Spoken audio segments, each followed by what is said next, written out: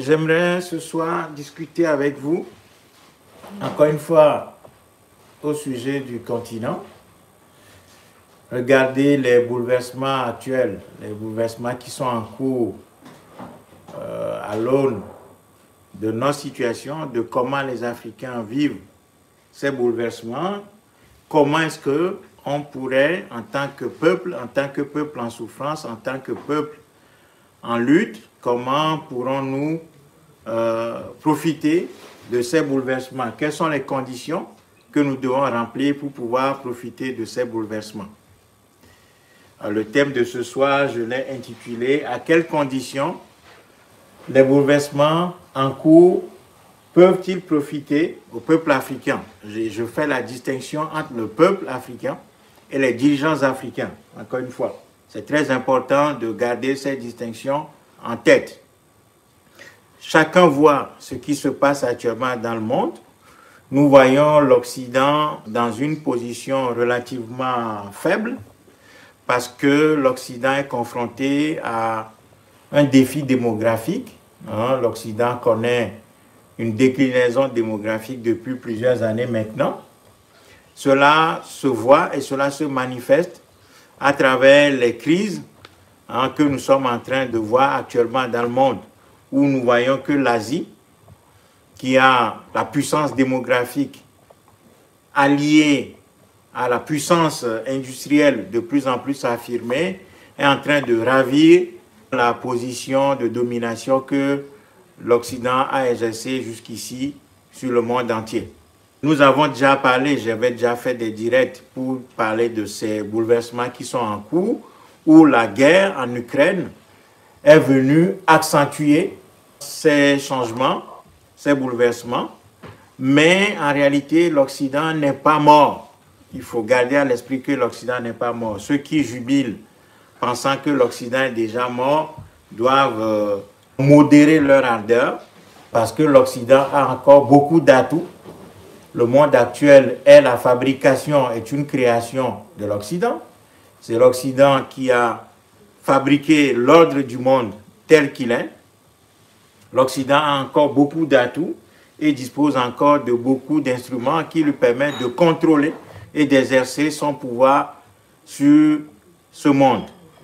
Donc, même si l'Occident se trouve dans une crise relative parce que son autorité est en train d'être contestée par l'Asie et la Russie qui sont en train de s'opposer à l'Occident, nous voyons que cette opposition qui est menée par la Russie notamment est en train de s'affirmer de plus en plus et nous voyons que même en Afrique, l'Occident est contesté par un certain nombre de pays, notamment le Mali, le Burkina Faso et la Guinée dans une moindre mesure.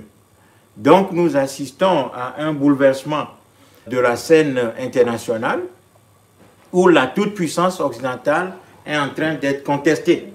Et nous n'avons pas besoin de nous attarder outre mesure sur cette contestation.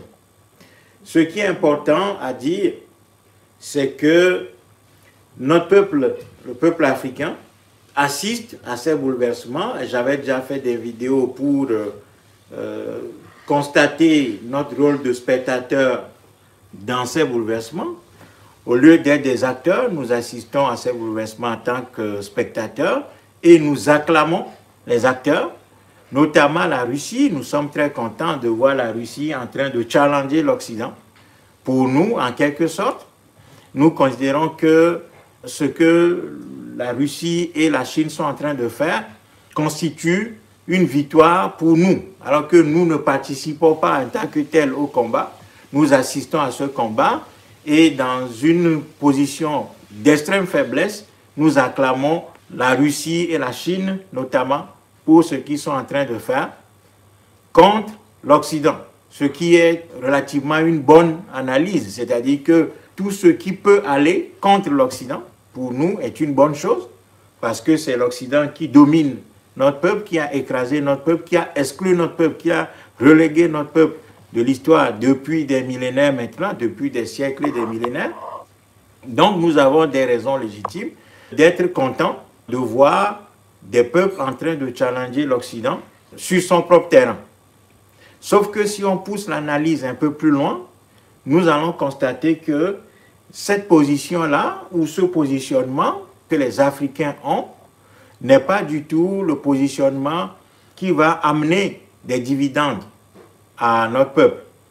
C'est-à-dire que notre position de spectateur en train d'assister au match qui se joue entre l'Occident et ses deux contestataires les plus féroces que sont la Chine et la Russie, eh bien, notre position en tant que spectateur ne nous ramènera rien du tout. Le gain que nous allons avoir dans cette position est un gain tout à fait insignifiant ou même pas de gain du tout. Parce que quand des spectateurs assistent à un match, même s'ils sont contents, même si leur satisfaction est comblée par la victoire de l'équipe que ces spectateurs soutiennent ou supportent, eh bien cela ne leur apporte rien en réalité. Donc, nous risquons de nous retrouver à la fin du match les mains vides, avec le souvenir d'avoir assisté à un beau match, sauf que matériellement, concrètement, notre position de spectateur ne nous aura rien apporté en réalité. Voilà pourquoi j'aimerais dire ce soir, encore une fois aux Africains, que pour que les bouleversements actuels qui sont en cours puissent nous profiter, nous avons absolument besoin de mettre de l'ordre à l'intérieur du continent africain. La première condition, donc, pour que les bouleversements qui sont en cours puissent nous profiter, c'est que le peuple africain doit absolument se mobiliser pour chasser les dictateurs du pouvoir. Ceux qui ont pris l'Afrique en étau, prétendant diriger ce continent, ceux qui prétendent diriger l'Afrique, ces gens-là sont le canal par lequel passe l'Occident, ou en tout cas l'étranger d'une manière générale, pour infliger des blessures incommensurables à notre peuple depuis des décennies. Ça fait 60 ans quasiment que l'Afrique est dans cette position, après avoir traversé deux situations extrêmement compliquées que sont la colonisation directe précédée des razzias négrières transatlantiques et arabo-musulmanes.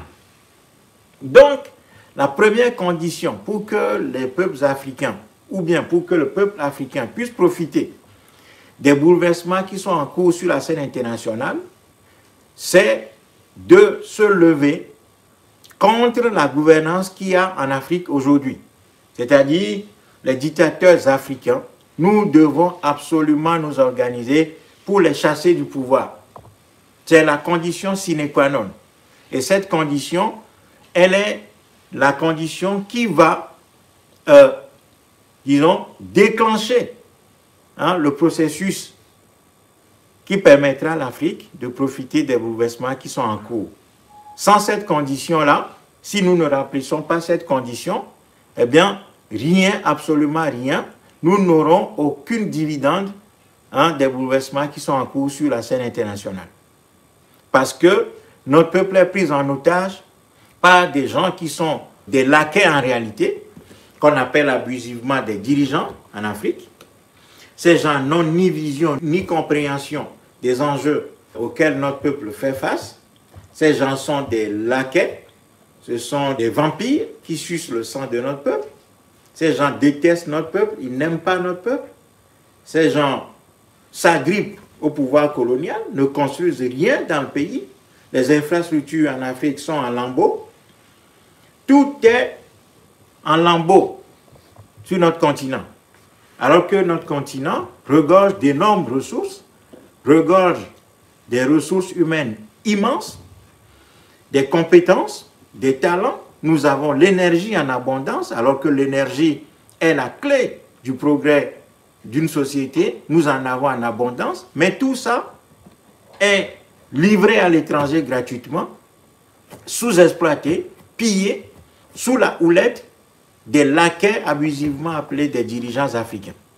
Donc, la condition absolue pour que les bouleversements qui sont en cours puissent profiter à notre peuple, c'est que notre peuple doit absolument se lever et se débarrasser de cette gouvernance coloniale qui mine l'Afrique et qui empêcherait l'Afrique de profiter des bouleversements, des résultats des bouleversements qui sont en cours aujourd'hui sur la scène internationale.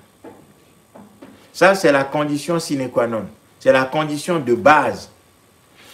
Ensuite, si nous arrivons à casser, à chasser ces dictateurs africains, ces hommes liges qui sont placés au pouvoir, eh bien, nous allons pouvoir, deuxième condition, déployer une politique de progrès, une politique de reconstruction de l'Afrique, une politique de renaissance de l'Afrique, à partir de la pleine conscience de notre parcours historique dans ce monde, depuis l'Antiquité, depuis l'apparition de l'homme sur Terre, l'homme étant apparu en Afrique, nous allons revoir, revisiter notre histoire, l'ensemble de notre histoire, revenir à notre culture et recommencer à construire le continent africain sur de nouvelles bases.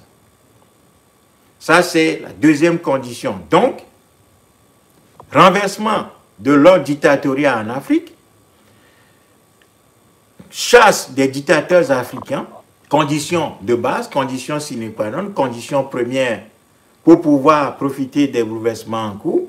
Deuxième condition, une fois que les dictateurs sont renvoyés, cassés, nous allons nous attaquer à l'État enclos-colonial africain avec une relecture complète de notre parcours historique, ce qui nous donnera les instruments et les armes pour pouvoir déployer un programme de reconstruction.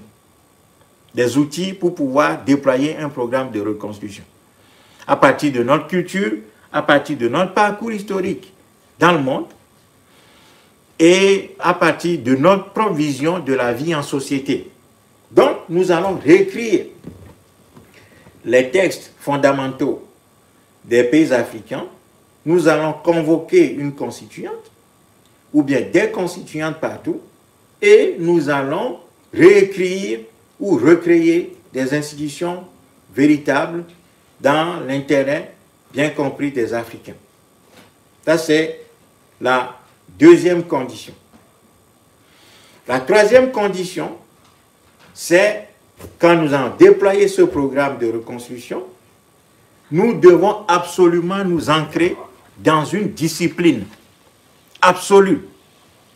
Parce que sans discipline, un peuple est voué absolument à la faiblesse, confinant à la disparition. Les peuples désorganisés, les peuples désordonnés, les peuples qui ne suivent aucune discipline sont condamnés. Ces peuples sont condamnés à mort. Et aujourd'hui, la situation qui prévaut chez nous, c'est une situation de catastrophe absolue, où rien, absolument rien n'est respecté. Il n'y a aucune discipline. Nous ne déployons aucune discipline. Tout est désorganisé. Et notre peuple vit dans l'indiscipline totale caractérisée. Du sommet en bas, du bas vers le sommet. Il n'y a aucune discipline. Or, la discipline, c'est ce qui permet à un peuple d'utiliser au maximum ses ressources humaines et matérielles. Donc, nous allons restructurer la société africaine, faire en sorte qu'il y ait une discipline qui nous permette de pouvoir avancer. Parce que là, nous sommes en train de tout foirer, nous sommes en train de nous contenter de ce désordre qui nous mine depuis des siècles et des siècles. Ce n'est pas avec ça qu'un peuple peut prospérer. Donc, il va nous falloir établir des règles, suivre ces règles-là, les appliquer strictement. Ceux qui violent ces règles-là doivent être exposés à des sanctions, doivent subir la sanction de leur comportement et nous devons louer, récompenser ceux qui respectent les règles, ceux qui s'inscrivent dans cette discipline-là doivent être félicités, doivent être récompensés pour leur exemplarité, parce que sans ça, sans discipline, un peuple est voué au chaos et à la faiblesse, confinant à la disparition. Voilà la troisième condition pour que les bouleversements actuels puissent nous profiter. Ensuite, nous allons devoir aller vers une organisation qui nous permettent d'exploiter au maximum, encore une fois, les ressources dont nous disposons. Les ressources humaines d'abord. Parce qu'aujourd'hui, la réalité, c'est que tout le monde parle. Sur les réseaux sociaux, le combat est devenu un combat virtuel sur les réseaux sociaux. Mais concrètement, sur le terrain, nous n'avons pas les outils qui nous permettent de faire face véritablement à ce système de domination. Nous ne déployons pas des outils. Nous n'avons rien construit. Nous n'avons pas construit les instruments de nos volontés exprimées sur les réseaux sociaux, de nos gros mots utilisés sur les réseaux sociaux. Nous n'avons pas les instruments. Or, un peuple sans outils, évidemment, est condamné à la petitesse. Donc, aujourd'hui, nous exprimons le vœu de nous affranchir et d'aller de l'avant. Mais, concrètement, nous n'avons pas encore construit les organisations, les instruments qu'il nous faut. Les cadres comme le MOLTRA ne sont pas renforcés. Nous n'avons pas l'adhésion populaire qu'il faut. Nous n'arrivons pas à constituer des groupes cohérents, des groupes suffisamment puissants qui agissent partout, qui mobilisent les Africains partout, qui mobilisent les Africains aussi bien sur le continent qu'à l'étranger, que dans la diaspora. Nous donnons l'impression de nous contenter de cette faiblesse structurelle, de cette faiblesse organisationnelle, et nous ne faisons absolument rien dans ce sens-là. Or, nous savons que pour pouvoir combattre véritablement, nous avons besoin d'outils. Où sont nos outils de combat? Nous n'avons pas la force des organisations créées par les Africains il y a 60 ans. Et il y a 60 ans encore, il y avait des mouvements de résistance véritablement organisés autour d'un leadership véritable. Mais aujourd'hui, on n'en a plus. Nous avons l'impression que les réseaux sociaux sont le terrain de l'action, alors que les réseaux sociaux ne sont pas du tout le terrain de l'action. Véritablement, les réseaux sociaux ne sont pas le terrain de l'action véritable. Donc, nous avons un travail organisationnel à faire. Si nous ne faisons pas ce travail organisationnel, la première condition qui est de faire tomber la gouvernance coloniale en Afrique pour pouvoir bénéficier, pour pouvoir profiter des bouleversements géopolitiques qui sont en cours, ne sera pas remplie. Cette condition-là ne sera pas remplie. Si nous ne nous dotons pas des instruments qu'il faut pour pouvoir concrétiser nos idées, eh bien, nous n'allons pas du tout profiter, nous n'allons pas voir les couleurs des changements que pourraient amener les bouleversements géopolitiques qui sont en cours aujourd'hui. Donc, nous sommes confrontés à un défi premier. C'est le défi organisationnel. C'est le défi de l'organisation. C'est le défi de la création d'un puissant mouvement de libération continentale. Nous sommes confrontés à ce défi-là. Et depuis des années, nous n'arrivons pas à le relever. Parce que nous avons choisi de nous satisfaire du bordel qu'il y a. Nous avons choisi de chacun s'autoproclamer chef combattant sur les réseaux sociaux.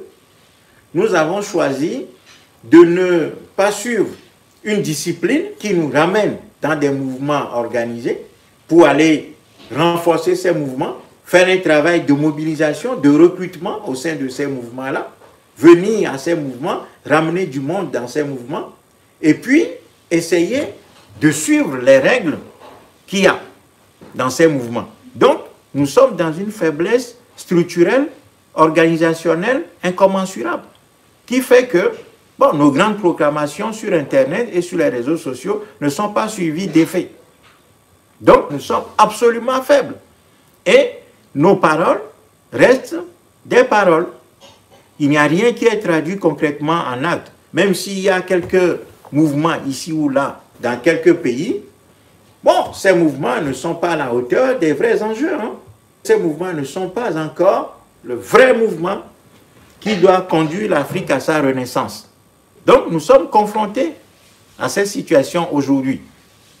Et donc, le premier travail qui nous confronte, c'est d'aller chercher les ressources humaines, les ramener dans les cadres organisés, tels que le MOLTRA ou d'autres cadres, qui sont des cadres révolutionnaires, des cadres qui prêchent la révolution en Afrique. Nous devons adhérer à ces cadres-là et aller chercher les ressources humaines pour renforcer ces cadres.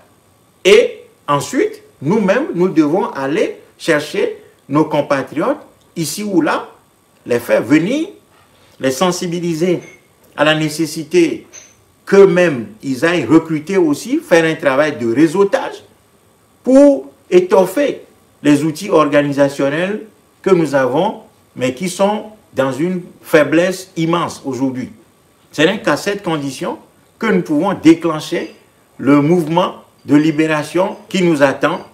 Je vois qu'il y a Malik Civilisation qui a écrit « Ce qui m'inquiète, ce sont les nouvelles bases militaires russes et chinoises sur notre continent. » On accueille ça comme une avancée. C'est incroyable. Oui, je comprends le commentaire de Malik. Évidemment, si nous laissons la gouvernance coloniale en Afrique, encore une fois, les bouleversements qui sont en cours sur la scène internationale ne vont pas profiter au peuple. Mais ça va profiter plutôt aux dictateurs africains. Parce que la Russie et la Chine sont obligés quelque part de composer avec l'élite gouvernante en Afrique. Une élite coloniale qui ne travaille pas dans l'intérêt des peuples africains. C'est pour ça que j'ai dit que la première condition que nous impose la situation, si nous désirons gagner quelque chose dans les bouleversements qui sont en cours sur la scène internationale, nous avons absolument, en tant que peuple, besoin de nous lever contre ces régimes-là, contre les régimes tyranniques qui nous gouvernent en Afrique. Sinon, ces bouleversements ne vont profiter qu'à ces régimes et à ces gouvernants. Donc c'est tout à fait normal que la Russie et la Chine, arrivant en Afrique, disant qu'ils ne veulent pas, ces deux pays ne veulent pas s'inviter ou s'ingérer dans les affaires intérieures de quelques pays que ce soit, eh bien, quand ils arrivent en Afrique, c'est normal que ces pays-là s'installent, installent des bases militaires, installent une présence en Afrique au profit de ceux qui prétendent diriger aujourd'hui l'Afrique, de ceux qui prétendent aujourd'hui parler au nom des Africains. Et ces bouleversements, si nous ne faisons pas attention, si nous ne remplissons pas les conditions dont je viens de parler, ces bouleversements vont profiter qu'aux dirigeants africains, aux dictateurs. C'est là le piège, c'est là le danger. C'est-à-dire que les dirigeants qui n'incarnent pas les aspirations des Africains, ce sont ceux-là qui vont profiter des bouleversements qui sont en cours. C'est pour ça que ces gens-là adoptent une tactique de neutralité, en quelque sorte, en disant nous ne prenons pas position, nous n'allons pas prendre position. Comme ça, bon, on ne sait pas comment le vent va tourner. Si le vent tourne en faveur de la Russie, nous serons gagnants quelque part. Mais si jamais le vent tournait dans le sens inverse, c'est-à-dire dans le sens des Occidentaux, eh bien nous serons aussi gagnants parce que nous n'avons pas pris position en tant que tel pour un camp ou l'autre. C'est ça le calcul de ces dirigeants africains, qui n'incarnent pas du tout les aspirations du peuple.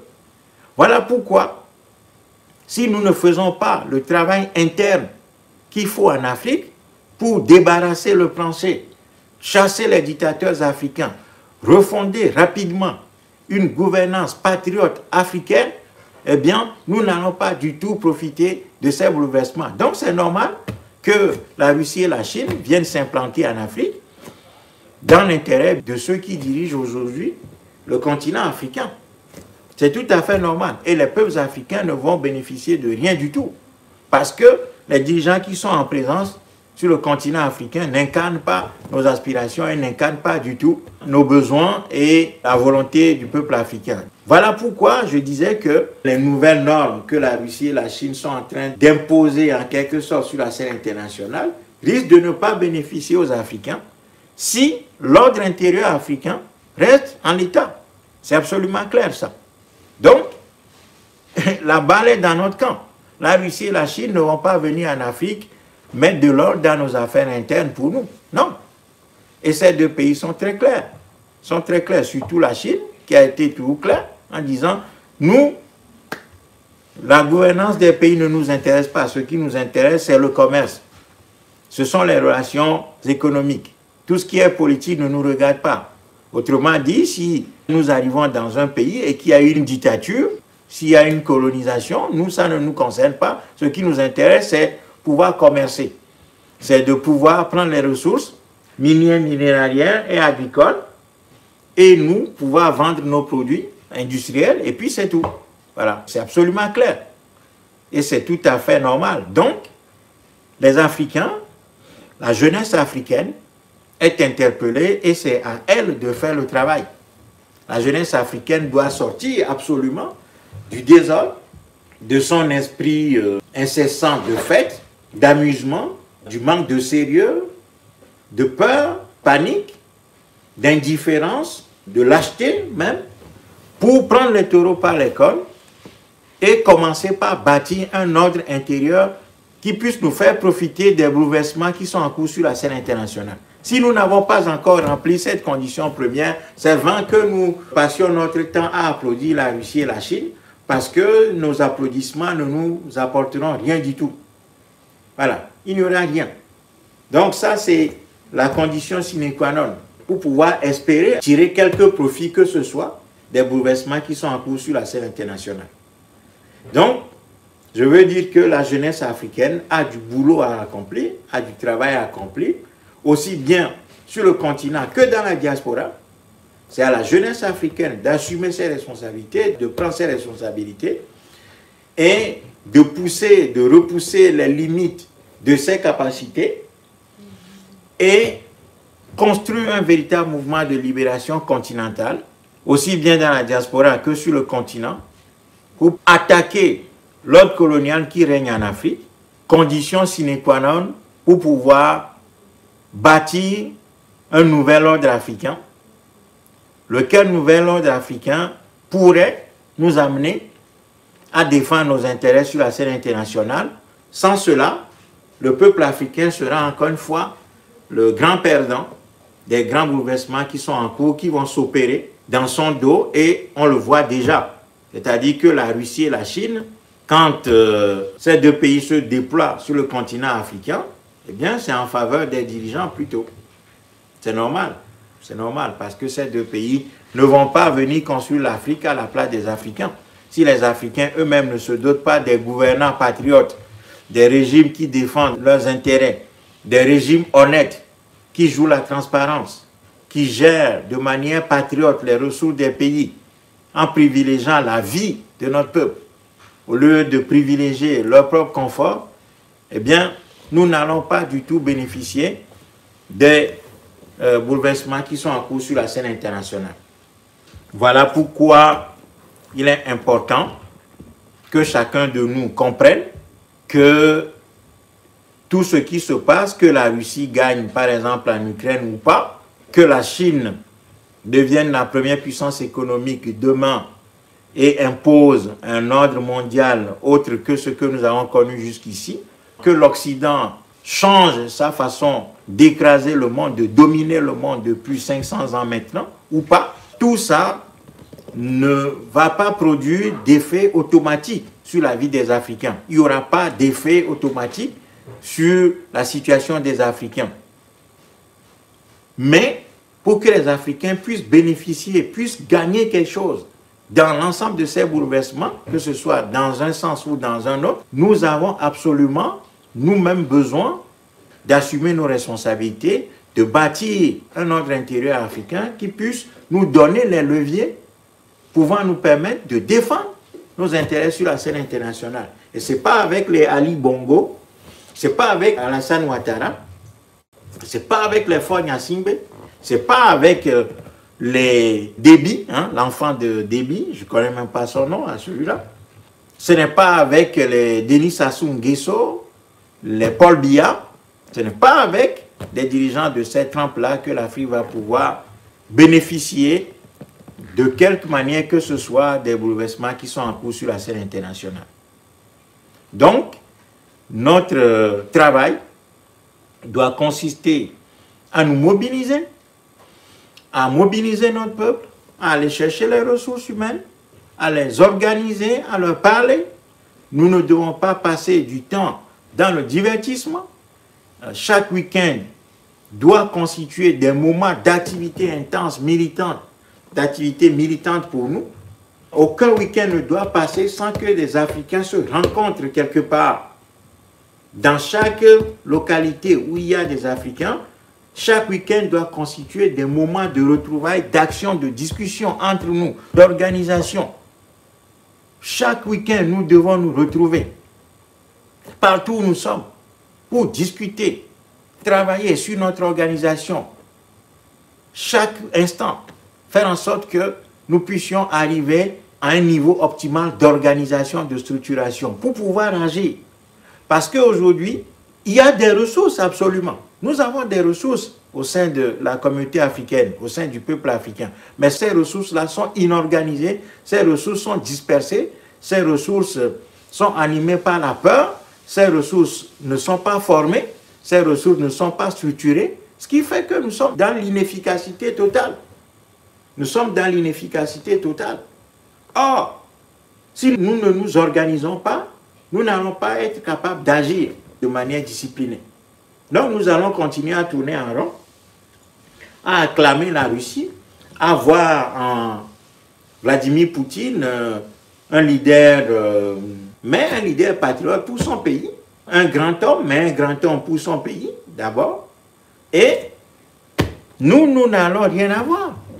Donc les Africains se trompent de combat en croyant que si nous restons dans notre position de spectateurs enjaillés, réjouis, de spectateurs contents de voir Poutine hyper fort, un homme fort qui défend les intérêts de son pays en s'attaquant à l'Ukraine que l'Occident armait aux frontières de la Russie. Si nous restons dans cette position-là, eh bien nous n'allons bénéficier de rien du tout. Hein. C'est ça le problème. Donc, les conditions que nous devons remplir pour pouvoir bénéficier des changements qui sont à l'horizon, c'est absolument changer l'ordre interne en Afrique, l'ordre intérieur africain doit absolument changer. C'est-à-dire ravir le pouvoir colonial des mains des dictateurs africains et complètement rebâtir l'Afrique à la suite d'une révolution populaire qui serait sous la forme de ce que le Montra toujours appelé un tsunami populaire, et déployer un projet, un plan de reconstruction de l'Afrique rapidement. Si nous ne faisons pas ça, autant oublier les changements qui vont peut-être arriver à la suite de ce qui est en train de se passer actuellement sur la scène internationale. Donc l'Afrique risque de rester dans sa posture, à sa place.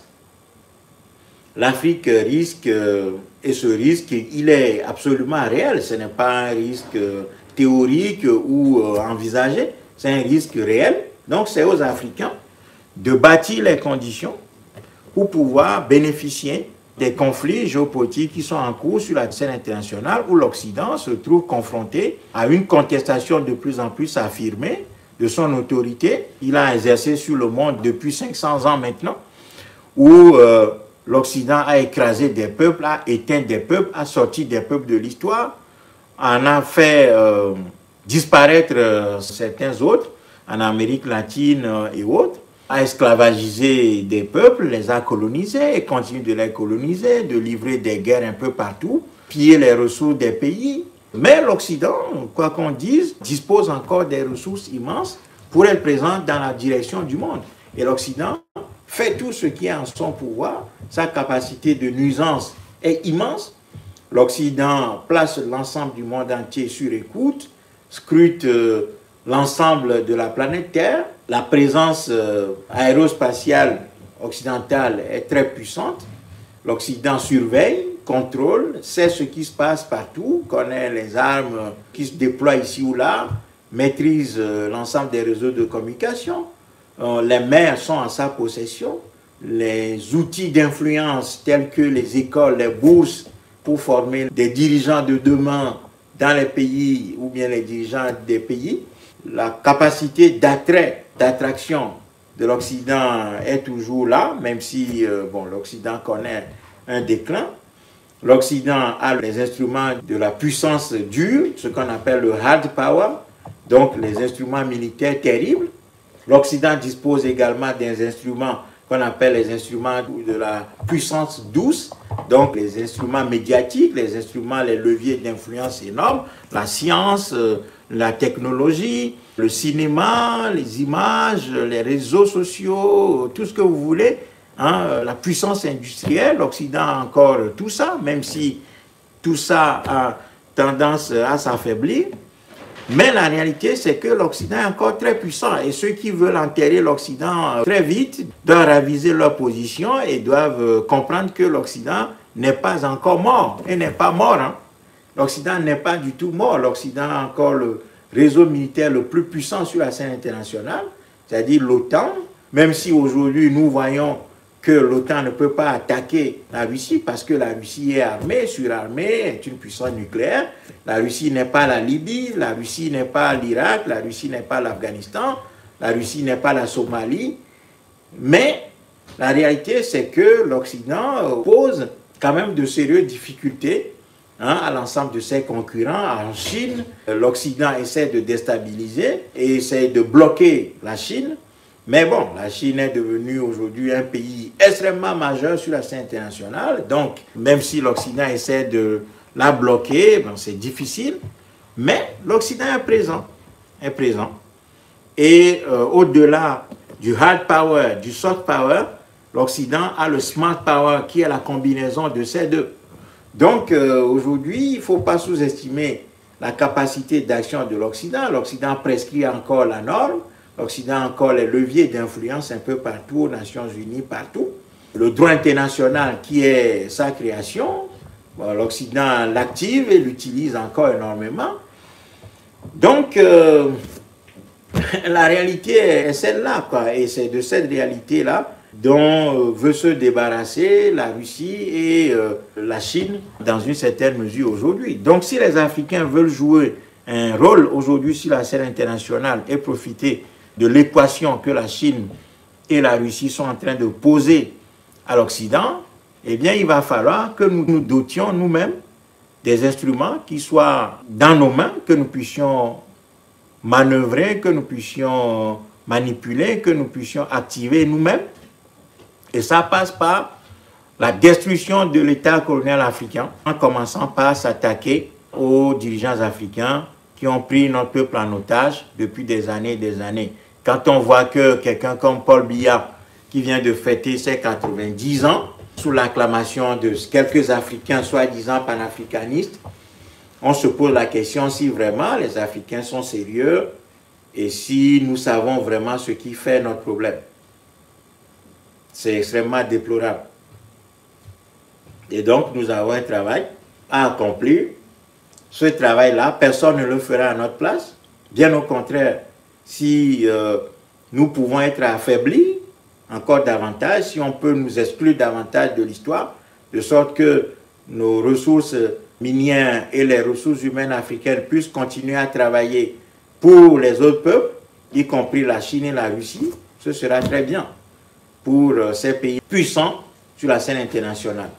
Donc c'est à nous de voir et de poser le diagnostic, établir les faits et nous responsabiliser absolument. Sans nos responsabilités prises de manière organisée, eh bien, nous n'allons pouvoir tirer aucun bénéfice des bouleversements qui sont en cours sur la scène internationale. Donc, si nous voulons voir dans la Russie et la Russie de Poutine et de ses amis, ou bien dans la Chine de Xi Jinping et de ses amis, des sauveurs de l'Afrique, nous avons absolument tout faux. C'est que nous n'avons rien compris du tout de ce qui est la scène internationale où les pays n'ont pas d'amis, mais que des intérêts. Voilà. Et si nous n'avons pas des dirigeants capables de défendre nos intérêts, c'est tant pis pour nous. Donc, aucun pays ne va venir en Afrique, construire l'Afrique pour les Africains et donner les attributs et les instruments de puissance aux Africains pour que les Africains puissent maintenant avoir une maîtrise sur leur sol, sur leurs ressources minières, minéralières qui sont convoitées et priver les pays qui veulent s'affirmer sur la scène internationale de leurs sources d'approvisionnement en ressources minières, minéralières et énergétiques. Et ensuite, priver ces pays-là de marchés où ces pays déversent leurs produits finis de basse qualité mais à coût exorbitant. Donc c'est à nous d'assumer nos responsabilités. Et si nous voulons rester dans notre position de spectateurs contents, réjouis, en train d'acclamer la Russie et la Chine, croyant que ces pays vont faire le travail à notre place, c'est que nous n'avons rien compris du tout dans les règles qui gouvernent l'histoire et la vie des pays sur la scène internationale. La plupart des dirigeants africains, malins, de vieux crocodiles manipulateurs, de vieux guinarous, accrochés à leurs trônes coloniaux, sont en train de jouer à faire croire aux Africains qu'ils ont compris la scène internationale et qu'ils défendent les intérêts des Africains en ne prenant pas position ni pour la Russie, ni pour l'Occident. Comme ça, bon, quand le vent va tourner dans un sens ou dans l'autre, eh bien, eux, ils vont profiter de cela. Leurs trônes présidentiels coloniaux seront sauvegardés au détriment des Africains. Donc, c'est à nous de comprendre ça, de ne pas tomber dans le piège, parce que quand on voit les gens comme Faure Gnassingbé aujourd'hui jouer sur la scène internationale un rôle que beaucoup d'Africains n'arrivent pas à comprendre ni à lire correctement, eh bien, c'est que ces gens-là créent la confusion dans nos têtes, jouent avec le sentiment exprimé par les Africains et les peuples qui sont excédés par la domination occidentale du monde, par l'écrasement de l'Occident du monde. Et quand vous lisez quelqu'un comme Jean Ziegler, avait écrit il y a quelques années La haine de l'Occident, qui a expliqué très bien que l'Occident est de plus en plus détesté dans le monde, parce que l'Occident, ayant violé le monde, ayant violenté le monde depuis 500 ans, ayant écrasé les peuples, ayant fait des guerres, ayant utilisé des soi-disant valeurs démocratiques et des droits de l'homme pour écraser les peuples sur la scène internationale, eh bien, ces peuples, maintenant, se sont réveillés, les peuples se sont réveillés, et les peuples, maintenant, ne se reconnaissent pas dans tout ce que l'Occident déploie comme rhétorique, comme discours sur la scène internationale. Tout le monde sait que l'Occident pratique le double standard, c'est-à-dire que quand l'Occident dit démocratie, en fait, il dit ses intérêts. Quand l'Occident dit droits de l'homme, en réalité, il dit les droits de l'Occident. C'est des choses que nous autres, nous avons expliquées, compris depuis des années. Mais aujourd'hui, il y a beaucoup de gens qui sont en train de comprendre que l'Occident, c'est le double standard. L'Occident pratique la torture, la corruption, les guerres d'agression partout. Mais, bon, comme c'est l'Occident qui prescrit la norme internationale, c'est lui seul qui a le droit de faire la guerre. Et quand la Russie fait la guerre, par exemple, c'est inacceptable. Là, on voit partout, hein, l'Occident a exprimé son dégoût pour la guerre. Mais quand on attaquait l'Irak, quand on attaquait la Libye, quand on attaquait la Côte d'Ivoire, quand on bombarde la Syrie, le Yémen, l'Afghanistan, l'Iran, quand on détruit les pays d'Amérique latine, quand on détruit les pays d'Afrique, la guerre en Angola, Sierra Leone, le Libéria, le Congo, bon, là, ça ne choque personne. C'est comme ça que l'Occident fonctionne. Et donc, les soi-disant dirigeants africains se positionnent de manière très intelligente pour ne pas sortir perdants des bouleversements qui sont en cours sur la scène internationale. Si nous croyons que ces gens-là travaillent pour nous, c'est que nous n'avons pas compris le jeu de ces guinarous, de ces laquais qui s'autoproclament dirigeants africains. Donc, les peuples africains ont un travail à faire, c'est de se mobiliser absolument pour chasser ces dirigeants, les renverser et déployer une politique de reconstruction du continent africain à partir de la relecture complète de notre parcours historique, refonder les valeurs africaines, développer des outils de formation, d'éducation. L'école africaine doit être refondée complètement pour fabriquer un nouvel être africain, une autre élite africaine animée de patriotisme et de respect de notre peuple, de la vie de notre peuple, imprégnée de la vérité, de la transparence, capable de sanctionner les violations des règles et récompenser ceux qui respectent les règles et les intérêts de notre peuple. Et l'ensemble de ces instruments-là, si nous voulons reconstruire des États en Afrique, l'ensemble de ces institutions que nous devons recréer doivent être sauvegardés et sécurisés par un instrument militaire continental capable de transformer l'Afrique en un sanctuaire pour le peuple noir, où l'ensemble des fils et filles d'Afrique qui sont disséminés dans le monde, dispersés dans le monde, dans la diaspora, les enfants d'Afrique qui ont été déportés, les descendants de ces enfants-là, puissent revenir en Afrique, apporter leur expertise en Afrique, apporter leur capacité en Afrique pour que nous puissions rebâtir ce continent et que l'Afrique puisse retrouver sa place pleine et entière sur la scène internationale, dans la marche du monde. Et l'Afrique a les atouts pour pouvoir prendre sa place dans la direction du monde.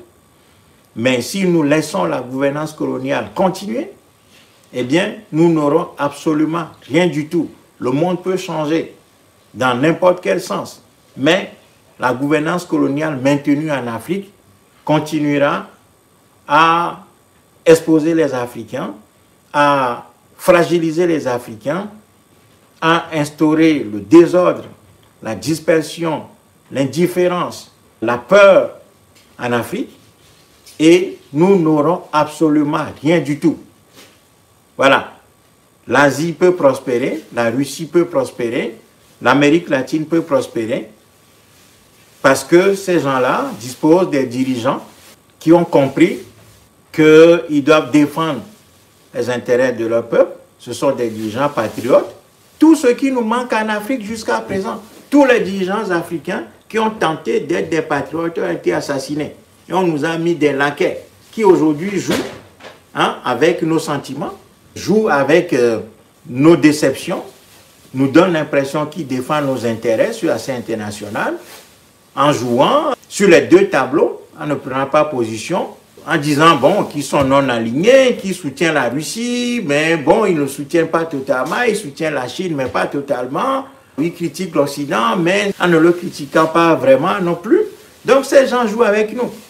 Et si nous ne nous débarrassons pas de ces gens-là, l'Afrique ne va pas pouvoir bénéficier de quelques bouleversements que ce soit sur la scène internationale. C'est clair. Et encore une fois, c'est à la jeunesse africaine de faire ce travail-là. Et pour faire ce travail, la jeunesse africaine a besoin de sortir de l'amusement excessif, de la dispersion, du désordre, de la désorganisation, de la peur, de la poltronnerie, de l'individualisme forcené, psychopathe quasiment. La jeunesse africaine doit sortir de tout ça, sortir des grands discours sur la toile et aller sur le terrain de manière concrète, mobiliser le peuple africain, l'organiser, le structurer, chercher des compétences. Et il y en a parmi nous des gens qui sont capables d'apporter leur expertise en matière d'organisation, de structuration, pour former notre peuple à sa lutte de libération. Et si nous ne faisons pas ça, eh bien, nous pouvons acclamer jusqu'à ce que nos mains deviennent rouges, Poutine et la Chine sur la scène internationale, nous n'aurons rien. Aucun changement ne va advenir en Afrique. Donc, voilà le message que je voudrais partager avec vous ce soir. Je vais voir, il y a quelques commentaires. Matic Civilisation dit « Merci Komla pour ces vérités très bien expliquées, car beaucoup parmi nous prennent les Russes et les Chinois pour nos amis sauveurs. » Tossou et Tonam dit « L'homme africain actuel est mentalement mort. Interrogeons sérieusement la personnalité de notre peuple. » Oui, je suis tout à fait d'accord que nous sommes dans une situation où l'Africain en tant qu'individu laisse à désirer. Il faut être honnête, il faut dire la vérité. Nous laissons à désirer. Nos comportements sont extrêmement déplorables. Nos comportements ne sont pas constructifs. Nous ne prenons rien au sérieux. Nous sommes à la limite vaniteux. Nous sommes vaniteux et nous ne sommes pas animés de l'esprit de conquête, l'esprit de retrouver notre espace perdu. Nous sommes devenus un peuple mou, nous sommes devenus un peuple complètement indifférent vis-à-vis de ses souffrances, de son sort. Chacun ne pense qu'à sa petite réussite, soi-disant. Chacun ne pense qu'à son petit ventre. Des dirigeants jusqu'aux citoyens lambda dans la rue, tout le monde ne pense qu'à sa petite personne. Donc, nous sommes dissous en tant que peuple. Notre peuple a intégré la défaite. Nous avons accepté la défaite. Nous sommes devenus un peuple très petit qui accepte sa petitesse. Nous gérons même cette petitesse. Nous n'avons plus l'ambition de grandeur. Nous avons perdu, en tout cas pour le moment, l'ambition de notre grandeur. nous avons abdiqué, nous avons tout laissé tomber et nous sommes devenus extrêmement petits sur la scène internationale. Nous sommes à la merci de n'importe qui. Nous n'assumons plus nos responsabilités. Nous voulons seulement que les autres viennent faire le travail pour nous et que les autres ouvrent notre bouche et mettent la nourriture dedans. Donc en réalité, nous sommes devenus un peuple complètement défait et qui ne veut pas assumer ses responsabilités. Nous sommes devenus un tout petit peuple, un peuple sur lequel chacun s'essuie les pieds. Dans nos pays, nous ne sommes pas présents. Les dirigeants africains, soi-disant, nous écrasent, nous humilient. Regardez l'exemple du Gabon. L'exemple du Gabon est expressif de notre petitesse. Voilà un pays grand, doté de richesses faramineuses, comme l'ensemble du continent d'ailleurs. Mais dirigé par un Bongo, mort, son fils prend la place, son fils est extrêmement malade, le gars n'arrive même pas à marcher, il danse en marchant, mais ce gars s'accroche au pouvoir et notre peuple au Gabon regarde faire. Notre peuple au Gabon laisse faire. Et quand on le dit, il y a certains qui viennent dire, oui, mais les Gabonais ont fait... Oui, bien sûr, les Gabonais se sont mobilisés. Oui, nous avons vu qu'il y a eu des mobilisations quand Ali Bongo avait fraudé les élections il y a 4 ans. Mais est-ce qu'un peuple qui a des ambitions, qui a l'envie de redevenir grand, peut se satisfaire de s'être mobilisé il y a 4 ans parce que Ali Bongo avait fraudé les élections puis qui avait tué quelques personnes? Non! Un peuple qui a envie de redevenir grand dans l'histoire doit prendre des risques énormes, doit assumer ses responsabilités, doit affronter les difficultés qui sont en face de lui pour les vaincre. Voyez? Partout, c'est comme ça. Nous sommes devenus un peuple différent à sa propre souffrance. Nous avons abdiqué, nous sommes devenus tout petits. Et chacun ne pense qu'à sa petite personne. Voyez? Bon, après, on s'excite sur les réseaux sociaux, pensant que c'est ça, le combat. Non, le combat n'est pas là. Le combat véritable se trouve sur le terrain et se trouve dans notre organisation, dans la discipline, dans le sérieux retrouvé par les Africains, la gravité retrouvée par les Africains, la conscience historique retrouvée des Africains, et surtout leur capacité à s'autodiscipliner, à se laisser former. Nous devons identifier les compétences qui sont parmi nous, qui savent, qui ont étudié des sujets et qui sont capables d'en parler, de nous former, de nous armer, de nous outiller. Parce que sans formation, il n'y a pas d'œuvre possible. Sans formation, il n'y a pas d'œuvre possible. Les gens ne sont pas formés, ils veulent agir. L'action est conditionnée par la formation. Un menuisier, pour pouvoir faire des tables, il faut être formé pour le faire. Pour pouvoir construire des ponts, il faut être formé pour le faire. Et pour pouvoir penser, il faut être formé pour le faire. Pour pouvoir organiser un peuple, diriger des mouvements, il faut être formé pour pouvoir le faire. Mais nous ne sommes pas humbles pour être formés. Nous n'avons pas l'humilité. Chacun est gonflé, boursouflé. Ah non, qu'est-ce que tu as à m'apprendre? Moi aussi je sais, moi aussi je sais. Non, ça ne forme pas un peuple, ça. Cet esprit-là, cet esprit de désordre, d'indiscipline caractérisé, de manque d'humilité, d'indifférence, de désordre caractérisé, soi-disant que c'est ça la démocratie, chacun est libre de faire ce qu'il veut, de penser ce qu'il veut, cet esprit-là ne peut jamais nous amener à quelque construction que ce soit. Donc, nous avons du boulot. Il y a un travail humain, personnel et collectif à faire au sein de notre peuple. Chacun doit retrouver la lucidité. Les Africains doivent retrouver la lucidité. Les valeurs cardinales du courage, de la discipline, de la conscience, de la solidarité agissante. Voilà ce qui fait la force d'un peuple.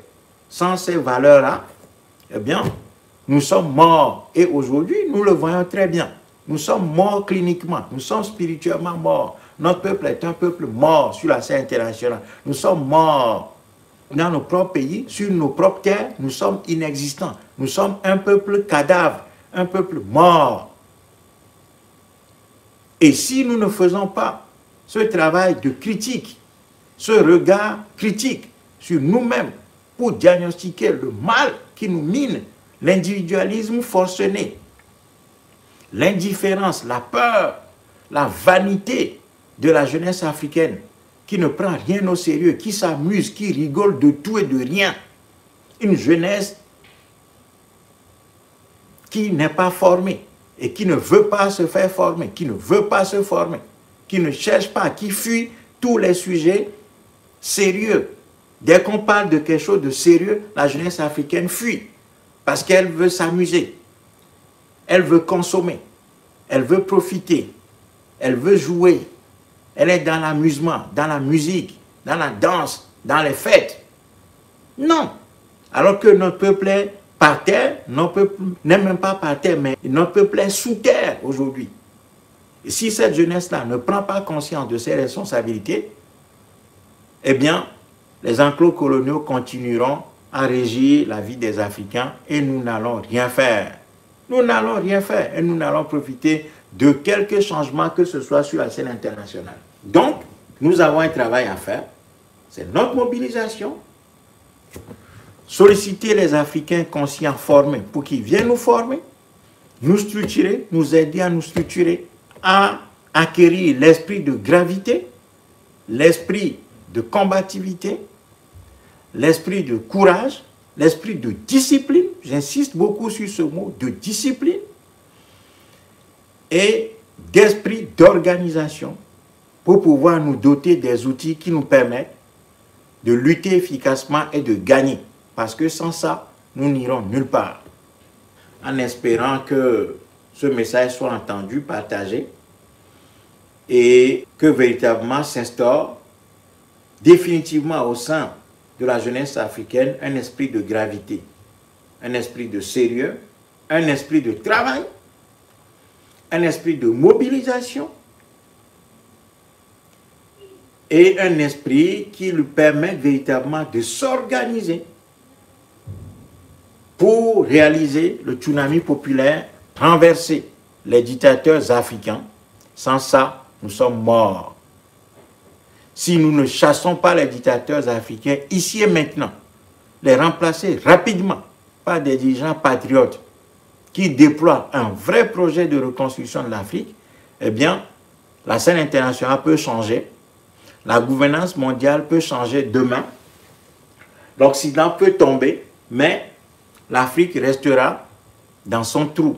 Et la Russie et la Chine, qui prendront les premières places peut-être, et ça ne risque même pas d'arriver de sitôt, parce que l'Occident est encore puissant, comme je viens de le démontrer. L'Occident restera encore aux commandes du monde.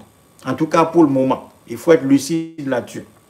Même si la Chine et la Russie et quelques autres pays vont jouer un rôle de plus en plus grand. Parce que ces pays-là disposent des atouts de la puissance, notamment la démographie, la science. Ces pays-là connaissent une progression énorme. Leur économie est florissante. Ces pays-là vont continuer. Il y a une démographie dynamique. L'économie de ces pays-là est en train d'avancer énormément. Ces pays-là sont de plus en plus puissants. Ils disposent des instruments militaires, etc., qui leur permettent de rivaliser avec l'Occident. Et l'Afrique va rivaliser avec quoi? Et avec qui? Dans ces positions de faiblesse, où nous avons des dirigeants laquais, où nous avons des toqués, des tocards, des assassins, des criminels, des incompétents, des guinarous, des voleurs patentés, des assassins de notre peuple, des antipatriotes, des gens qui n'aiment pas le peuple, qui volent le vote du peuple, qui volent l'expression démocratique du peuple, qui confisquent tout, qui distribuent les ressources du pays entre leurs copains coquins. Qu'est-ce qu'on peut attendre de cette gouvernance-là? Rien du tout. Donc, seuls les peuples qui agissent survivent, réussissent et défendent leurs intérêts. Les peuples qui sont organisés sous la houlette des dirigeants responsables, patriotes, ce sont eux qui triomphent.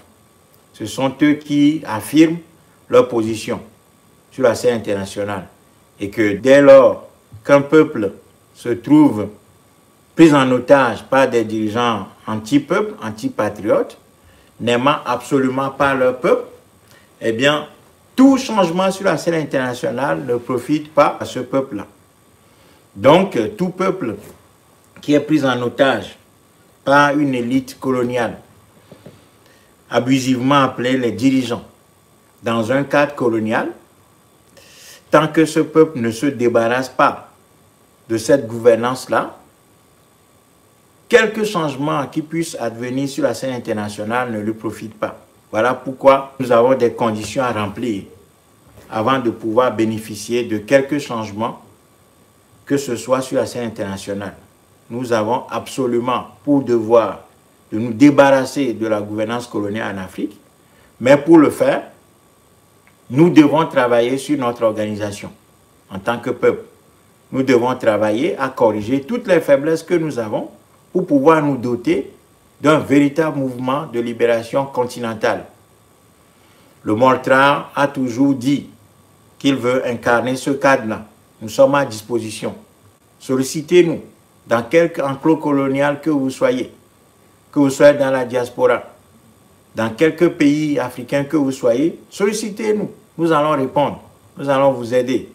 Nous sommes prêts à apporter notre expertise à notre peuple pour l'organiser, le former, le structurer, lui donner les instruments pouvant lui permettre d'agir et de réaliser cette révolution populaire que le continent africain attend pour pouvoir définitivement sortir des griffes de la domination étrangère par l'intermédiaire de certains de ses propres enfants qui sont des criminels habillés en dirigeants.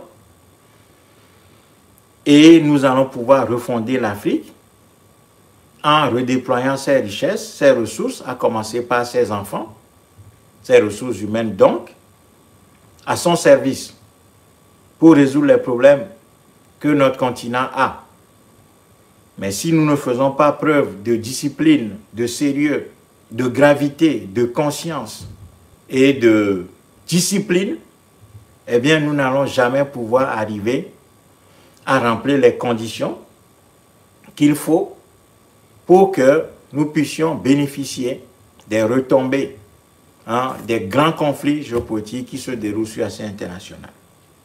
Donc la balle est dans notre camp, nous sommes à disposition.